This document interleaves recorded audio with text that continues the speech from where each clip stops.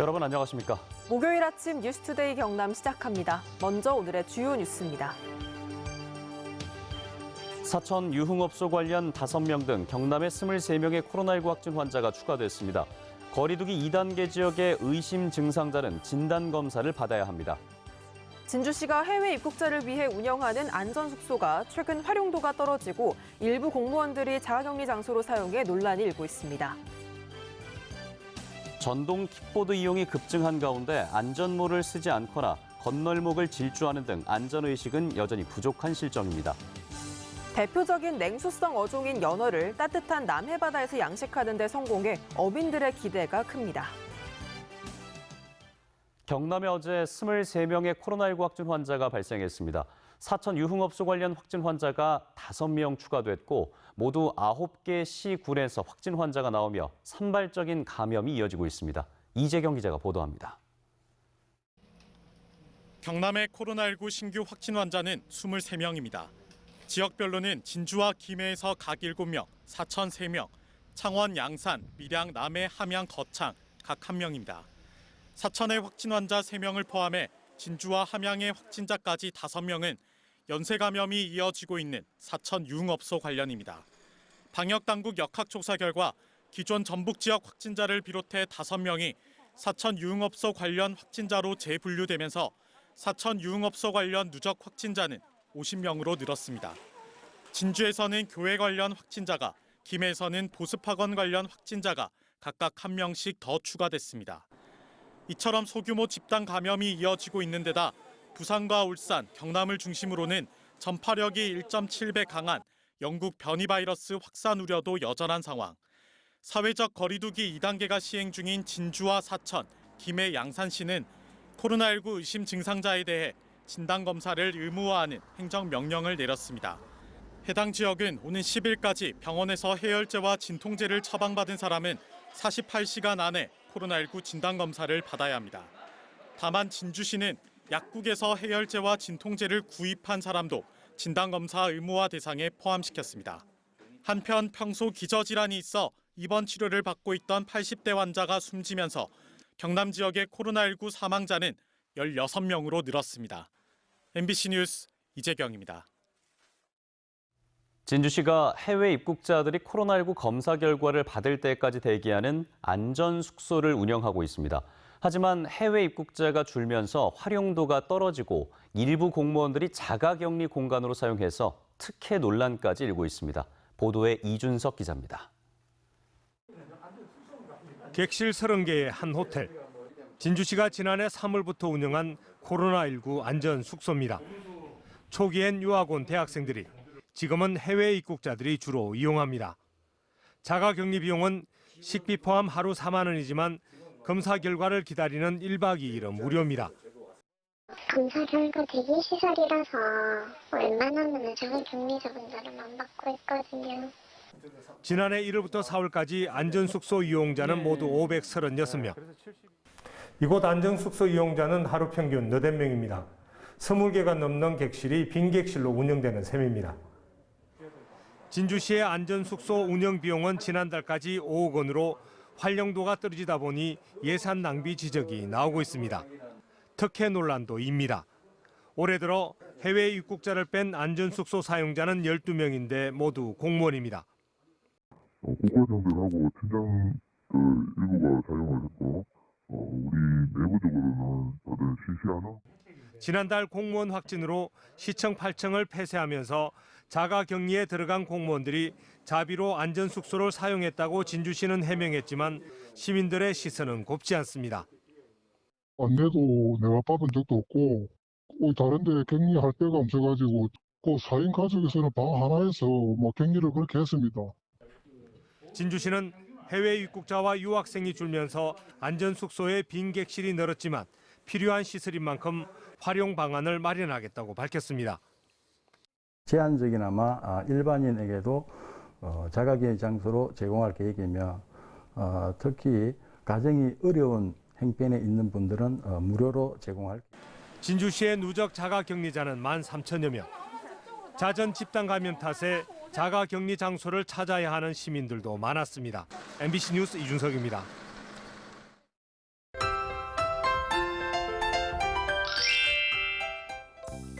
다시 일상으로 돌아온 목요일 아침입니다. 오늘은 어제와 달리 아침 공기가 확 차갑습니다. 내륙을 중심으로 기온이 5도 이하를 보이며 5월 최저 기온을 기록한 곳이 많은데요. 오늘 창원의 현재 기온 10도, 진주는 5도, 거창은 4도 내외까지 떨어졌습니다. 한낮에는 기온이 크게 오르면서 창원 22도, 진주 거창 23도까지 올라 일교차가 15도 내외로 매우 크게 나겠습니다. 내일은 북서쪽에서 내려오는 기압골의 영향으로 일부 지역에 한때 비가 올 것으로 보입니다. 이 비는 서부 내륙과 밀양, 창녕을 중심으로 내릴 것으로 보이고요. 예상되는 비의 양은 5mm 미만으로 오후 한때 적은 양이 올 것으로 보입니다. 오늘 맑은 날씨를 보이는 가운데 구름이 가끔 지나겠습니다. 미세먼지 농도는 보통 수준 나타내겠습니다. 오늘 예년 수준의 기온을 보이면서 일교차가 크게 나겠습니다. 현재 기온 보시면 밀양 6도, 함안도 6도에서 시작하고 있고요. 한낮 기온은 밀양 24도, 양산도 24도까지 오르겠습니다. 합천의 아침 기온 6도, 산청 6도에서 시작합니다. 한낮 기온은 합천 24도, 사천은 23도까지 오르겠습니다. 바다의 물결은 최고 2m까지 일겠습니다.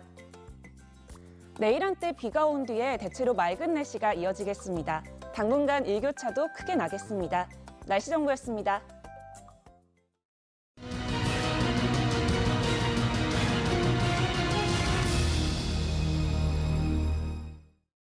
경남의 안전 문제를 짚어보는 안전 경남 시간입니다.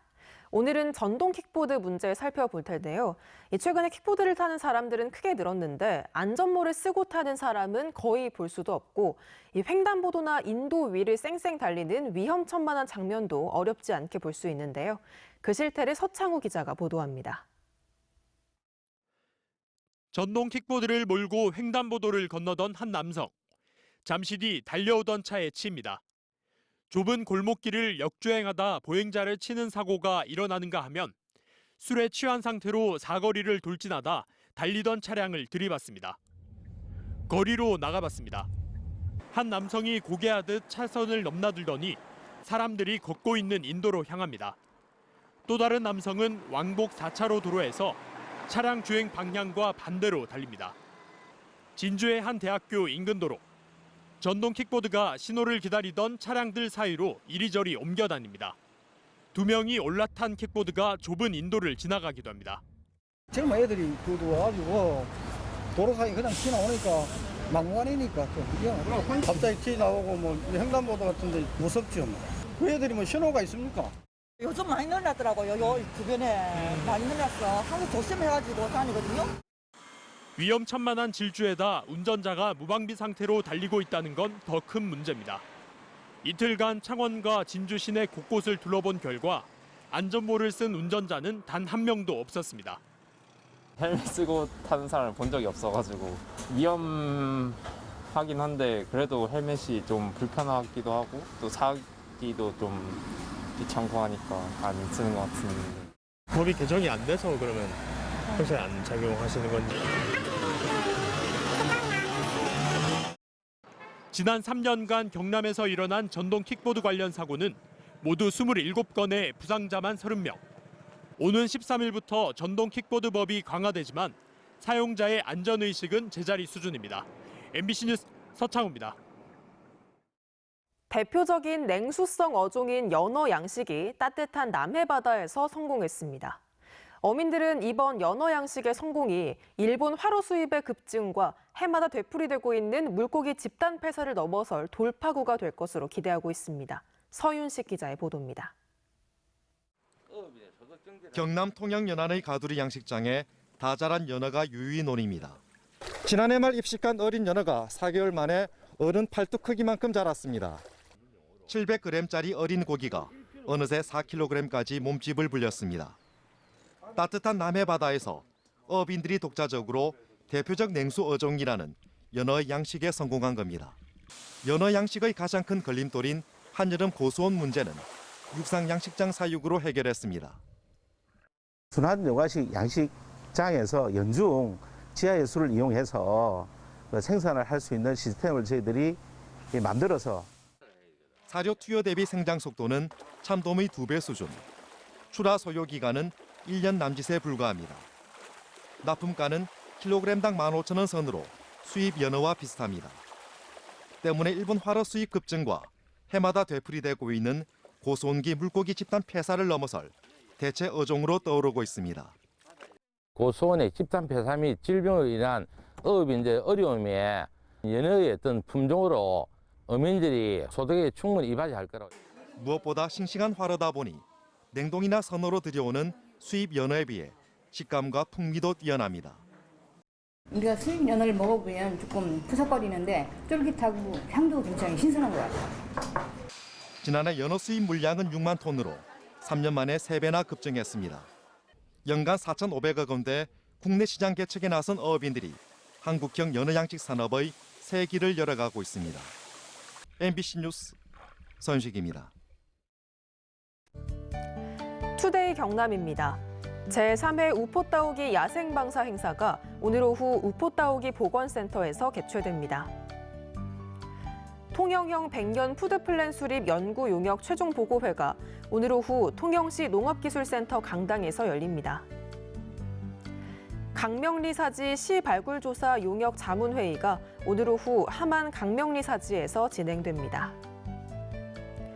농촌협약 체결을 위한 행정협의회가 오늘 오전 산청군청 대회의실에서 개최됩니다. 마산 월영동 인구 4만 명 돌파 기념행사가 오늘 오후 월영동 행정복지센터에서 열립니다. 진주시가 코로나19 위기 극복 대책의 하나로 이달 17일부터 시민들에게 진주시 행복지원금을 지급합니다.